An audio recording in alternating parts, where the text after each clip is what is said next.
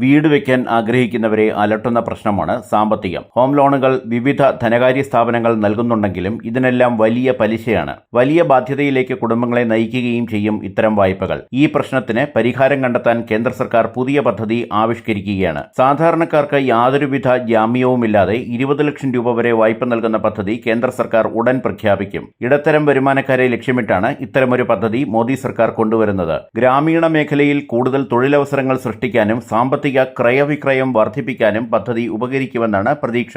30 വർഷം വരെ തിരിച്ചടവ് കാലാവധി. അടുത്ത സാമ്പത്തിക വർഷം തന്നെ പദ്ധതിയുടെ പ്രഖ്യാപനമുണ്ടായേക്കും. വായ്പ അനുവദിച്ച ശേഷം തിരിച്ചടവിന് 30 വർഷം വരെ സാവകാശം ലഭിക്കും. കുറഞ്ഞ തവണ വ്യവസ്ഥയിൽ കൂടുതൽ കാലാവധി ലഭിക്കുന്നത് പദ്ധതിയിൽ ചേരുന്നവർക്ക് ഗുണകരമാണ്. നിലവിലുള്ള വ്യവസ്ഥകൾ പ്രകാരം 8 ലക്ഷം രൂപ വരെയുള്ള ഭവന വായ്പകൾക്ക് ഗ്യാരണ്ടിയുള്ള പരിരക്ഷ ലഭിക്കും. ഇതിന്റെ പരിധി ഉയരും. കുറഞ്ഞ വരുമാനമുള്ളവർക്കും ഈടില്ലാതെ തന്നെ ലോൺ ലഭിക്കും എന്നതാണ് പദ്ധതിയുടെ പ്രധാന ആകർഷണം. പ്രധാനമന്ത്രി ആവാസ് യോജന 2 എന്നൊരു പദ്ധതിയും കേന്ദ്രത്തിൻ്റെതായി നിലവിലുണ്ട്. PMAYU പദ്ധതിയിൽപ്പെടുത്തി 1 കോടി ഭവനങ്ങളുടെ നിർമ്മാണത്തിന് സാമ്പത്തിക സഹായം നൽകും. വീട് വാങ്ങിക്കുന്നതിനൊപ്പം വാടക കൊടുക്കുന്നതിനും ഈ പദ്ധതിയിൽ തുക വകയിരുത്തിയിട്ടുണ്ട്.